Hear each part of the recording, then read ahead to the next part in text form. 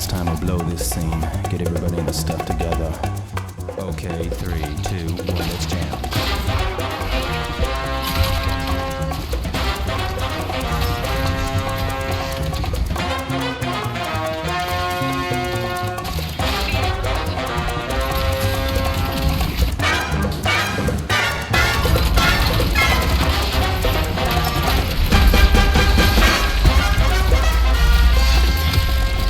So, you want to learn how to hit hooks like this. It's no easy feat, but with a few fundamental concepts and practice, anyone can do it. Trust me. And if you don't trust me, trust my experience. I've mastered some of the most prolific hookers.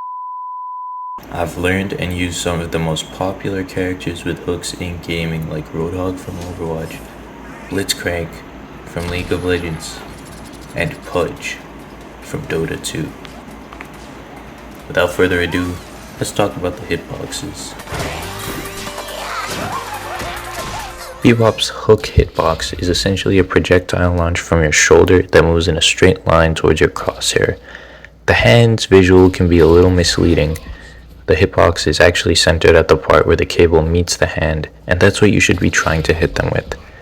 Player hitboxes are actually pretty generous to make up for how slow and obvious the hook is. I generally try to aim for the character's center of mass, as this seems to be where their hitboxes are centered.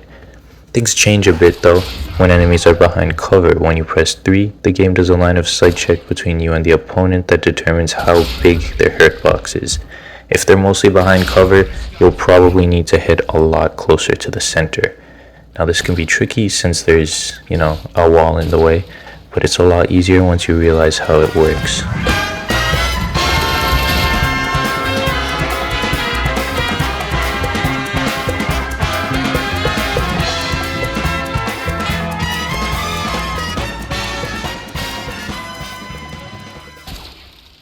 That's right, you've been sold a lie. Walls only stop your hook if the very center, the line at the very center, touches them. As long as your crosshair isn't on a wall, your hook will be able to go past it, granted it has the range. Guardians won't stop your hook at all either, and can honestly make for some of the most unfair hooks I've ever seen.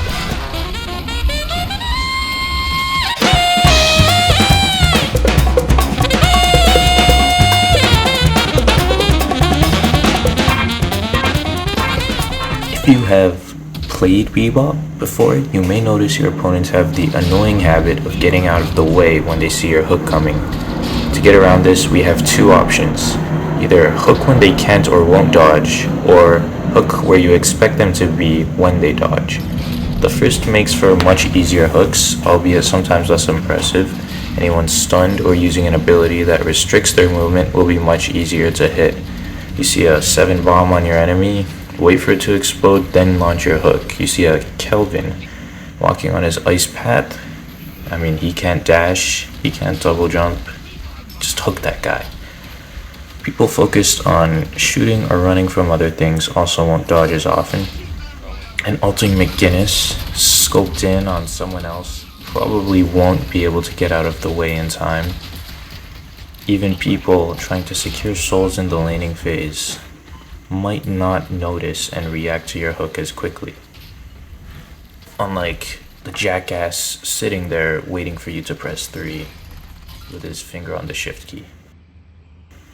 Since the cool long distance hooks also take longer to reach their target, you'll need every advantage you can get to prevent them from getting out of the way.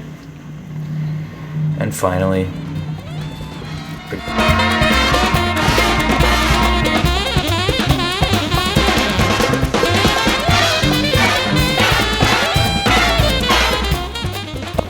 one of the hardest and most valuable facets of hooking, predicting opponent behavior is a technique that depends heavily on, your opponents. How skilled they are and how they expect you to behave, how you expect them to behave. If you expect them to dash, try shooting your hook a dash length away from them. Everyone dodges at different times and in different directions, so a large part of this is figuring out how your opponents react to your movements and trying to prepare for it next time. This is where the mind game really gets tricky. If your enemies get used to you predicting them by hooking to the left, they might start dodging right or not at all. If they get used to you dashing forward before each hook, you might want to forego the dash and hook from a longer range where they're not expecting it, or start throwing feints, start dashing and not hooking. Throw them off. It's not easy, it's not even entirely decided by your skill, and it certainly can't be mastered by watching a YouTube video. So get out there and start throwing hands. Really? Who wrote this shit, man? Alright, listen. Unless you're saving that hook for an easy or more important target, you gotta be taking every shot you have. Even a missed hook teaches you a bit more about how to aim the next one. Start taking the crazy hooks. Start hitting the crazy clips. Buy greater expansion if you really care that much about it.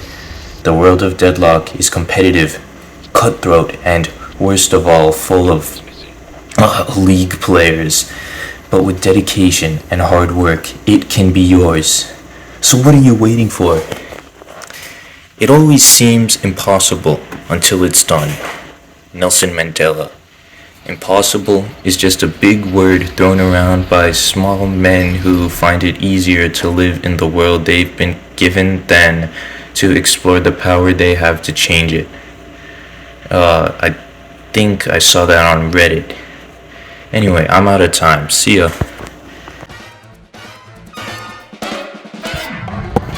Quick disclaimer. This game is in active development and everything is subject to change. If something in this video turns out to be outdated, don't blame me. Blame the developers over at Valve for changing it. Now, before you say it, I know what you're thinking. He's just telling me this because he packed the video with misinformation in a feeble attempt to satiate his pathological obsession with lying to and deceiving other people. You might even be going, oh, he wants me to blame the Valve Corporation because it's one of the few big players in the gaming industry that is privately owned and thus disconnected from Tencent, which is an issue to him because he dreams of a future where the great CCP rules over all of the domain of man, doing away with pesky ideas like privacy, free speech, and fundamental human rights. Well, to that I would say, that's not true at all. I don't hate privacy. I'm actually a huge fan of it. It's why I use